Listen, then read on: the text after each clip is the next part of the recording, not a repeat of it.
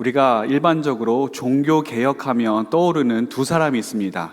한 사람은 마틴 루터고 다른 한 사람은 잔 깔뱅입니다. 종교 개혁자들이 이 두 사람만 있었던 것은 아닙니다. 참 많은 사람들이 있었지만 마틴 루터와 잔 깔뱅이 가장 많은 영향력을 미쳤기 때문에 이 두 사람을 대표적인 종교 개혁자로 우리는 기억을 하고 있습니다. 우리 장로교 쪽에서는 잔 깔뱅을 중요하게 보지만 학자들은 종교개혁의 시초가 되는 비텐베르크 성당의 95개조 방방문을 걸어 붙였던 그 사건, 마틴 루터의 사건을 두고 종교개혁의 출발점이다, 그렇게 이야기를 합니다. 그래서 종교개혁의 선구자라고 한다면 마틴 루터가 될 수가 있습니다. 근데 이 마틴 루터가 원래는 카톨릭 사제였습니다. 그런데 이 마틴 루터가 어떻게 종교개혁자가 될 수 있었는가? 여기에는 두 가지 사건이 그에게 큰 영향을 미치게 되었습니다. 원래 루터는 법학을 전공하는 그런 사람이었습니다. 법조인이 꿈이었어요. 그래서 법학을 대학에서 전공을 하다가 이제 방학이 돼서 집으로 돌아와서 집에서 부모님들과 시간을 보낸 다음에 다시 이제 대학으로 돌아가던 그 중에 갑자기 하늘에서 큰 폭우를 만나게 됩니다. 비가 억수같이 쏟아지고 또 벼락이 떨어지는데 갑자기 그 벼락이 자기 옆에 떨어지는 거예요. 너무나도 큰 죽음의 공포를 느꼈습니다. 그래서 그 당시 이제 자신을 보호해 준다고 생각을 하고 있었던 수호 성인이 성안나라고 하는 그 수호 성인한테 기도를 하게 됩니다. 성안나여, 나를 구원해 주시면, 나를 살려만 주시면 제가 평생을 수도사로 살겠습니다. 그 길로 이 마틴 루터는 수도원으로 들어가서 법조인의 꿈을 버리고 수도사가 되었습니다. 그런데 수도사가 되어서 열심히 돌을 닦고 또 하나님의 말씀을 공부를 하는데 이게 문제가 생기는 겁니다. 무슨 문제냐? 아무리 해도 하나님의 의에 이를 수 있는 그 방법을 찾을 수가 없는 겁니다. 카톨릭은 자신이 죄를 지면 고해성사를 하지 않습니까? 근데 이 마틴 루터는 워낙 양심이 깨끗하고 바른 사람이다 보니까 조금만 자기가 잘못을 저지르고 조금만 죄를 져도 그걸 못 견디는 겁니다. 그래서 수시로 자신이 고해성사할 수 있는 사제를 찾아가서 계속해서 고해성사를 한 것이죠. 하루에도 수십 번씩 했다고 합니다.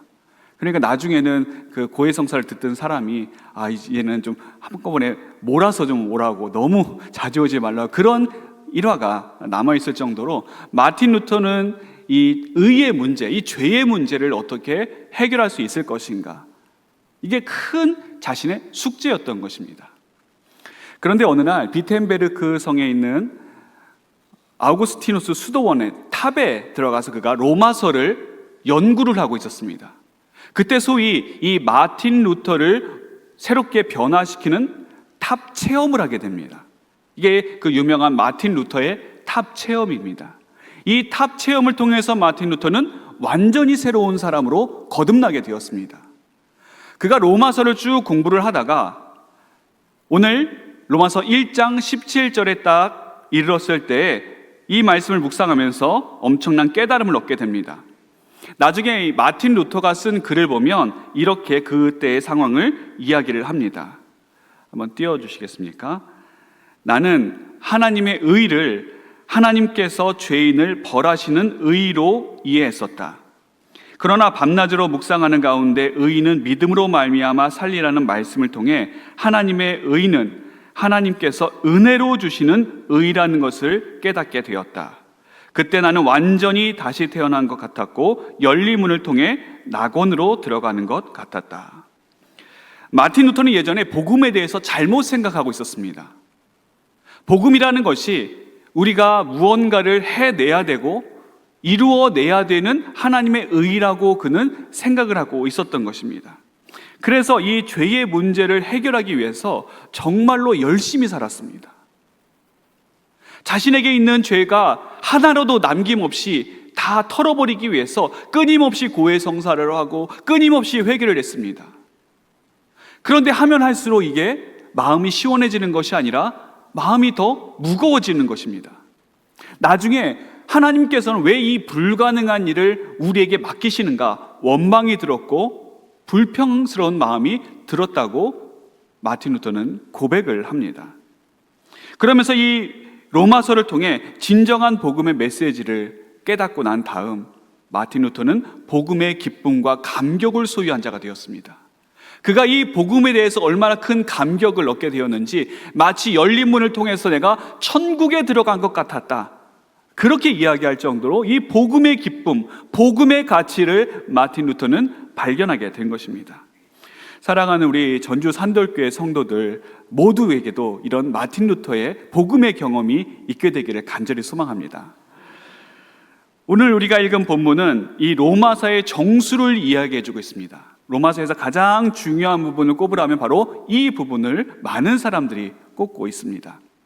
복음이 우리에게 어떤 영향력을 주는가, 우리에게 복음이 왜 필요한 것인가, 그것을 오늘 말씀이 잘 이야기해주고 있기 때문입니다. 여러분, 아무리 좋은 것이 있어도 그 가치를 모르면 이 좋은 것이 얼마나 좋고 귀한 것인지를 잘 알지를 못합니다. 예를 들어서 갓난아이에게 여러분 1억 원 수표를 줘보십시오. 그 아이가 그 가치를 압니까? 몰라요. 그래서 이 1억 원의 가치가 얼마나 큰 가치인지 이 아이는 관심이 없습니다. 그러면 이 1억 원을 받았을 때 가장 기뻐할 사람 누구겠습니까? 1억 원이 필요한 사람이에요. 딱 1억 원이 필요한데 그 1억 원이 나에게 주어졌다, 그것만큼 기쁘고 그것만큼 감사한 일이 어디 있겠습니까? 그러니까 내가 얼마만큼 그 가치를 알고 또 그 필요성을 아는가에 따라서 나에게 주어지는 이 선물이 얼마나 대단한 것인지를 우리가 경험하게 되는 것입니다. 우리가 누군가에게 선물을 받을 때가 있습니다. 그 선물을 받을 때 기쁨이 2배가 되는 방법이 있습니다. 언제 기쁨이 2배가 될까요? 선물을 2개 받을 때. 하나 받을 때보다 선물을 2개 받을 때가 우리에게 기쁨이 2배가 되는 것이죠. 꽃과 또 편지만, 케이크만 선물이 다인 줄 알았는데 그 안에 보니까 다이아몬드 반지가 있습니다. 그러면 더 기쁨이 2배가 되는 것입니다. 오늘 본문을 보면 하나님께서 복음을 통해서 우리에게 주시는 2가지 선물을 이야기하고 있습니다. 첫 번째는 무엇인가? 하나님께서 복음을 통해서 우리에게 주시는 귀한 선물, 바로 하나님의 능력입니다. 그래서 16절에 보시면 이렇게 말씀을 합니다. 내가 복음을 부끄러워하지 아니하노니 이 복음은 모든 믿는 자에게 구원을 주시는 하나님의 능력이 됨이라. 먼저는 유대인에게요, 그리고 헬라인에게로다. 복음에는 놀라운 구원의 능력이 있습니다. 복음 안에 담겨진 이 구원의 능력이 얼마나 위대하고 대단한가 하면 복음으로 구원받지 못할 사람은 아무도 없습니다. 아무리 큰 죄인이고 아무리 가능성 없는 사람이라 할지라도, 아무리 능력이 없는 자라도 복음으로 그를 구원하지 못할 사람은 없고, 복음으로 그를 하나님의 자녀로 새롭게 변화시키지 못할 사람은 아무도 없는 것이죠. 그만큼 복음이 위대하고 그만큼 복음의 능력은 무한합니다. 복음은 그 사람을 충분히 구원하고도 남는 능력이 있기 때문에 우리가 이 복음이 중요한 것이죠. 또 복음에 대해서 우리가 깨달아야 되고 잊지 말아야 될 것은 복음만 있으면 구원을 받을 수 있다라고 하는 것입니다. 복음이 부족해서 다른 무언가를 첨가하거나 다른 것을 더 복음에 얹을 필요가 전혀 없습니다. 오히려 그래서 복음은 어떻게 됩니까? 왜곡되고 변질됩니다. 복음 하나만으로 완벽하고 완전하기 때문에 하나님께서 우리에게 주신 이 복음이 있으면 이걸로 충분합니다. 이걸로 우리가 하나님의 자녀가 될 수 있고 구원받은 천국 백성으로 살아갈 수가 있게 되는 것입니다. 우리 인간이 에덴 동산에서 죄를 짓고 나서 원래 그랬지만 우리는 더 약한 존재가 되고 말았습니다. 원래부터 우리는 완벽한 존재가 아니었습니다. 불완전한 존재였고 연약한 존재였습니다. 그런데 에덴 동산에서 하나님과 함께 살 때는 우리의 연약함을 하나님께서 다 메워주셨고 우리의 부족함을 하나님께서 다 덮어주셨기 때문에 그게 큰 문제가 되지 않았습니다. 그런데 에덴 동산에서 우리 인간이 죄를 짓고 나서 하나님을 떠난 인생이 되었습니다. 그때부터 우리의 약함은 우리에게 큰 약점이 되고 말았습니다.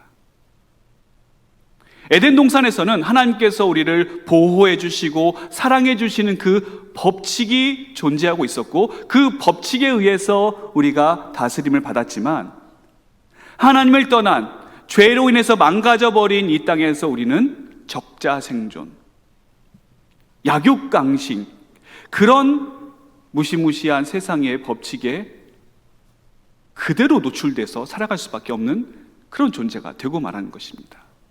그래서 우리 인간은 무엇을 싫어하느냐? 약함을 싫어합니다. 여러분 중에 약함을 좋아하는 분 계십니까? 우리는 약함을 싫어할 뿐만이 아니라 인정하지 않으려고 합니다. 어떻게 해서든지 나에게 있는 약함을 가리려고 하고 감추려고 합니다. 그래서 남에게 지는 것 싫어해요. 남보다 뒤떨어지는 것 싫어합니다. 남들에게 실수하는 모습 보이는 것 창피합니다. 남들이 나를 외면하거나 또 나를 알아주지 않거나 나에 대해서 함부로 이야기하는 것, 그 모든 것들을 우리는 다 듣기 싫어합니다. 알고 싶어 하지도 않습니다. 왜? 나의 약함은 곧 나의 도태됨을 증명하는 것이고 결국 우리가 가기 싫어하고 당하기 싫어하는 죽음으로 가는 수순이라고 생각을 하기 때문입니다. 그래서 우리 인간은, 세상 사람들은 누구나 다 이 약함을 최대한 가리려고 하고 최대한 이것을 다른 것으로 포장을 하고 위장하려고 하는 그런 시도들을 얼마나 많이 하고 있는지 모릅니다. 하지만 복음은 더 이상 우리의 약함을 부끄러워하지 않아도 되게 만듭니다. 우리가 복음 안에 있으면 더 이상 우리의 약함이 우리의 약점이 아닙니다. 왜? 하나님의 강함이 우리의 약점을 보완해 주기 때문입니다. 우리의 약함을 우리가 부끄러워하고 싫어하는데 더 이상 우리의 한계가 있고 유한한 우리의 능력으로 이것을 커버하는 것이 아니라 하나님의 강력으로, 하나님의 무한하심으로, 하나님의 전지전능하신 그 능력으로 우리의 모든 약함이 다 사라지고 덮여지기 때문에 우리는 복음 안에 있을 때 더 이상 두려워할 필요가 없고 염려할 필요가 없고 근심할 필요가 없는 것입니다. 그게 바로 복음에 담겨진 하나님의 놀라운 능력입니다. 우리 주님께서는 그 복음을 우리에게 주신 것이죠. 이것은 오직 하나님의 능력으로만 가능하기 때문에 우리가 인간의 능력으로는 불가능하다라고는 사실을 절대 잊어서는 안 됩니다. 하나님의 능력이에요. 하늘의 능력입니다. 인간이 모방할 수도 없고 인간이 흉내낼 수도 없는 그런 능력입니다. 그렇기 때문에 이 복음의 능력에는 하나님의 일하심, 하나님의 역사하심이 필수적입니다. 어떤 사람은 그런 이야기를 하는 분들이 있습니다. 열심히 하면 된다. 최선을 다하면 된다. 지성이면 감천이다. 여러분, 구원은 그런 식으로 얻어지는 것이 아닙니다. 제가 저 아이가 어렸을 때 마트를 간 적이 있습니다. 근데 이제 얘가 갖고 싶은 게 저 선반 위에 있었나 봐요. 이 아이가 그것을 갖기 위해서 손을 쫙 뻗치는데 이게 안 닿는 겁니다. 아무리 점프를 뛰고 손을 길게 뻗어봐도 안 돼요. 왜 안 됩니까? 이 아이에게 능력이 없습니다. 그 높이 있는 선반에 있는 자기가 원하는 물건을 꺼낼 능력이 없어요. 그때 필요한 건 누구의 능력입니까? 아빠의 능력입니다. 그래서 제가 그 아이에게 위에 있는 물건을 꺼내서 줬더니 그렇게 기뻐하더라고요. 구원의 능력도 마찬가지입니다. 복음의 능력도 마찬가지예요. 우리가 열심히 한다고, 우리가 노력한다고, 우리가 최선을 다한다고 그 능력을 소유할 수 있는 것이 아닙니다. 그 능력은 하나님께서 우리에게 은혜로 주셔야만 되는 것입니다. 그래서 우리가 그 하나님의 은혜를 우리 마음속에 새기고 그 복음의 능력을 가지고 살아갈 때 하나님께서 우리에게 주신 이 구원의 감격, 이 복음의 가치가 얼마나 위대한 것인가를 깨달을 수가 있는 것이죠. 오늘날 여러 통계들을 보면 교회가 전반적으로 침체기를 걸어가고 있다, 겪고 있다, 그렇게 보고를 하고 있습니다. 실로 그런 것 같습니다. 이에 대해서 여러 많은 원인 분석들이 있지만 사실 엄밀히 따지면 복음의 문제가 있는 겁니다. 복음의 문제가 크죠. 어떤 분들은 환경이나 상황을 탓합니다. 물론 좋지는 않습니다. 요즘에 전도해 보신 분들은 알겠지만 세상이 교회를 바라보는 시선이 그리 곱지 않습니다. 우호적이지 않아요. 예수님 믿는 사람들, 신앙생활하는 사람들, 그 사람들에 대해서 오히려 비난을 하고 손가락질을 하지, 예전처럼 뭔가 신앙인은 우리와 다르다, 그런 생각 전혀 갖고 있지 않습니다. 상황이 안 좋은 건 맞아요. 그런데 여러분, 언제는 상황이 좋았습니까? 기독교 2000년 역사상 상황이 좋았던 적은 없어요. 늘 교회는 위기였고 늘 신앙인들은 위협과 환난과 고난 속에 살아왔습니다. 그런데 그런 어려움 속에서 교회가 없어졌습니까? 아니요. 주님의 교회는 더욱더 든든히 서갔고 지금까지 이어져 왔습니다. 그리고 앞으로도 이어져 나갈 것입니다. 어떤 분들은 전도를 안 해서 그렇다. 여러분, 한국 교회처럼 전도 많이 하는데 그렇게 많이 찾아보기 어렵습니다.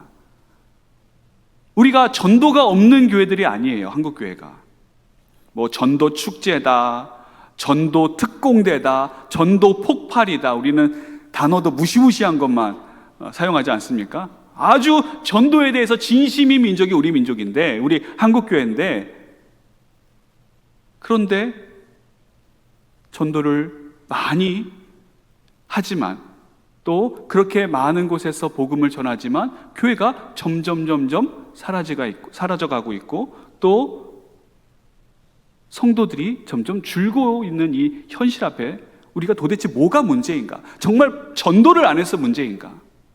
어떤 분들은 시설을 탓합니다. 시설이 노후됐고 또 예전에 비해서 또 세상에 비해서 많이 뒤떨어져 있고.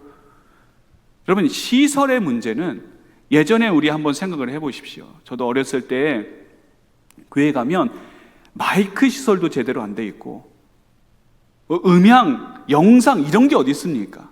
그냥 맨바닥에 무릎 꿇고 우리 할머니, 할아버지들이 눈물로 기도하고 말씀 사모하고 새벽 제단 지키고, 그래서 우리 한국교회가 이렇게 성장한 건 아니겠습니까? 어떤 분들은 시대가 변했다. 물론 시대가 변한 거 맞습니다. 하지만 시대가 변했다고 복음의 필요성조차 사라진 것은 아닙니다.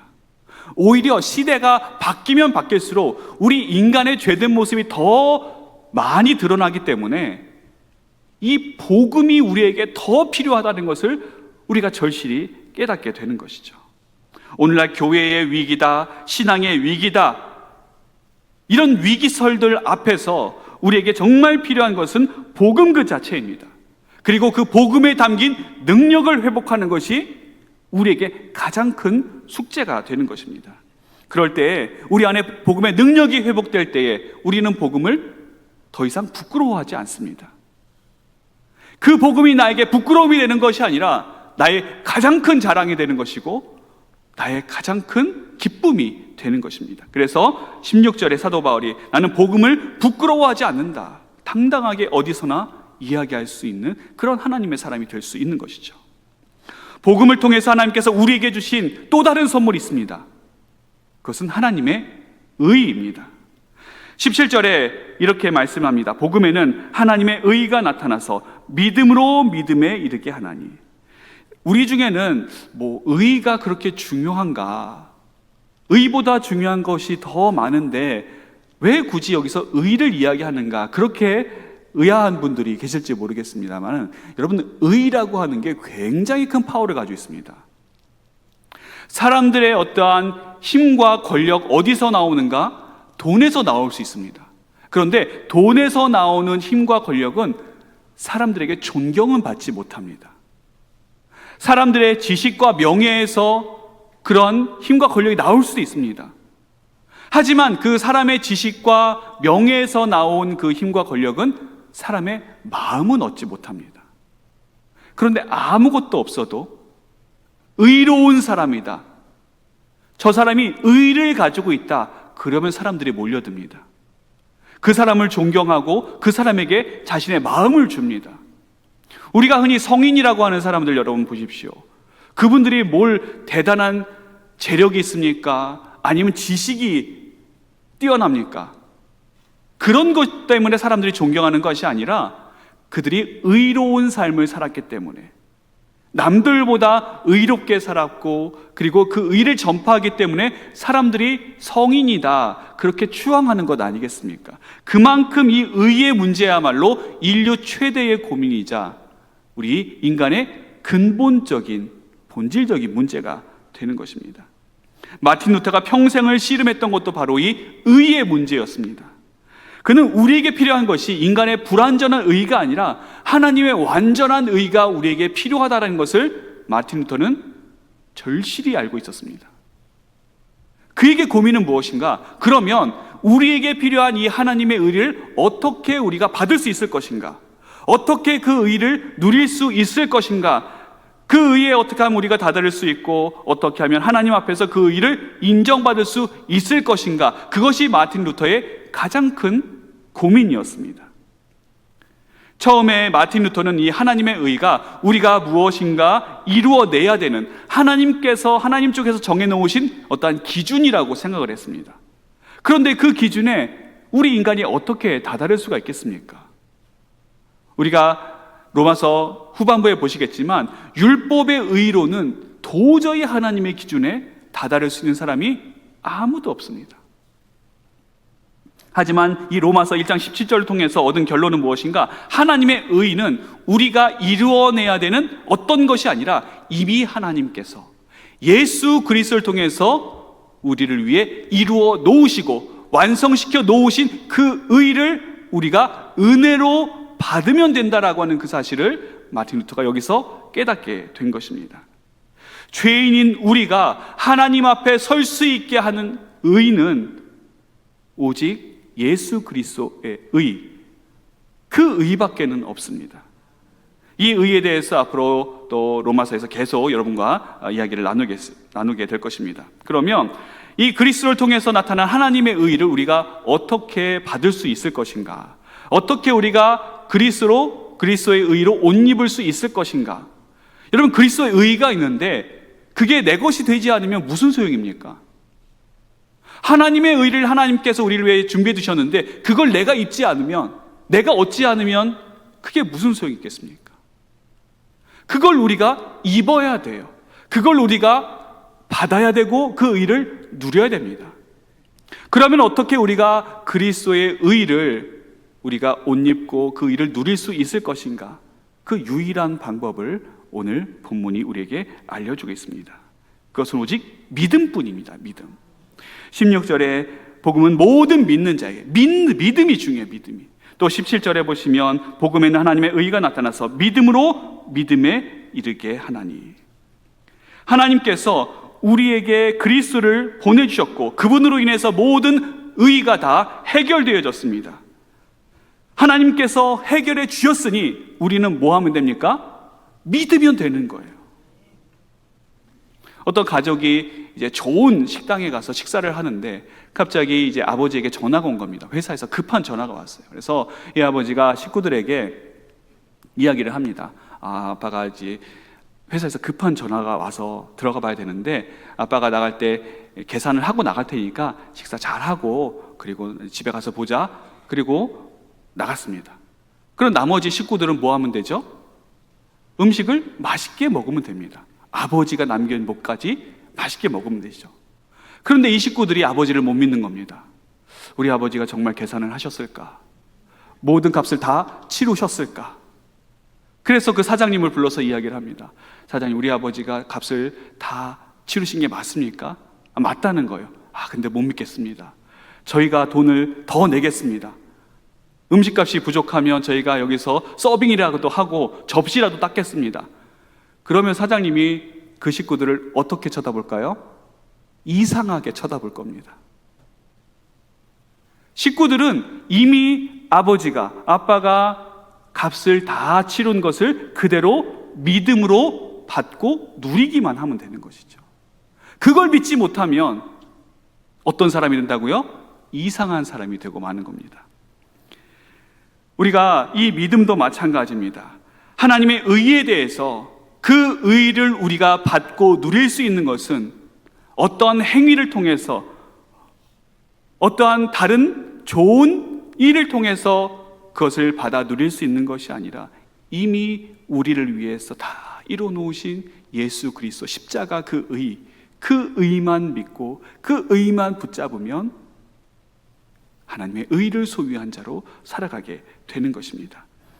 예수 그리스도 안에 하나님의 의가 계시되었다. 이것이 복음의 내용입니다. 그리고 그 의를 믿음으로 하나님의 의를 소유한 자들로 우리가 살아가야 되는 것이죠. 그럼 이 믿음은, 여러분, 우리가 믿음이 중요한데 이 믿음은 어디에서 오는 겁니까? 이것 또한 하나님의 놀라운 선물입니다.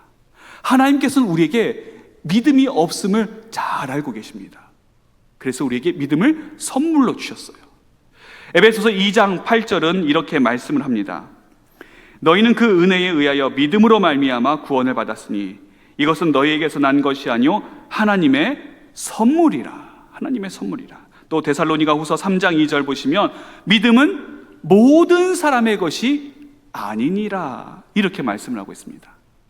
하나님께서 우리에게 믿음이 없음을 잘 알고 계셨기 때문에 우리에게 믿음이 있어야 되는데, 믿음이 있어야 하나님의 의를 누리고 믿음이 있어야 그리스도의 의를 옷 입을 수 있는데 그 믿음이 없으니까 그 믿음마저도 하나님께서 우리에게 선물로 거저 주신 것입니다. 그러니 믿음에 관해서 우리의 공로나 우리의 지분을 주장할 부분이 하나도 없는 것이죠. 내가 믿음 생활 이렇게 잘했습니다. 내가 이렇게 열심히 믿음 생활했습니다. 여러분, 그게 우리의 자랑이 됩니까? 아니요. 내가 이만큼 신앙생활 잘해온 것, 내가 이렇게 신앙생활 열심히 해온 것, 내가 잘해서 그런 것이 아니라 그만큼 하나님께서 우리에게 믿음의 은혜를 주셨기 때문입니다. 그러니 내가 신앙생활 잘하면 잘할수록 뭐가 크게 나에게 작용한 겁니까? 하나님의 은혜가 나에게 크게 작용한 것이죠. 그러니 자랑할 때 나를 자랑하고 나를 드러내는 것이 아니라 하나님의 은혜를 자랑하고 나에게 은혜 주신 하나님을 드러내고 그 하나님을 전하는 것, 그것 외에 우리가 은혜 받은 자로서 할 수 있는 것, 해야 되는 것이 무엇이 있겠습니까? 그럼 그 믿음의 선물을 우리에게 주셨는데, 믿음은 모든 사람의 것이 아니라고 하셨는데, 그러면 믿음의 선물을 받지 못한 사람은 어떻게 되는 겁니까? 하나님의 진노의 심판에 처해지게 되는 것입니다. 이 하나님의 진노의 심판, 이 무시무시한 진노의 심판, 이것에 대해서는 다음 주에 여러분과 함께 좀 더 자세하게 말씀을 나누도록 하겠습니다. 중요한 것은 하나님께서 오늘 복음을 통해서 두 가지 선물을 주셨는데, 하나는 우리를 구원하시는 하나님의 능력, 또 하나는 우리를 하나님 앞에 설 수 있게 하고 하나님의 자녀로 설 수 있도록 도와주시고 인도해 주시는 하나님의 놀라운 의, 이 두 가지 선물을 우리에게 주셨음을 우리가 믿고 그것을 나의 것으로 소유하기 위해서는 하나님께 선물로 주신 그 믿음을 가지고 하나님께 귀한 복음의 사람으로 영광 올려드리는 우리 모든 산돌교회 성도들 되시기를 주님의 이름으로 축원합니다.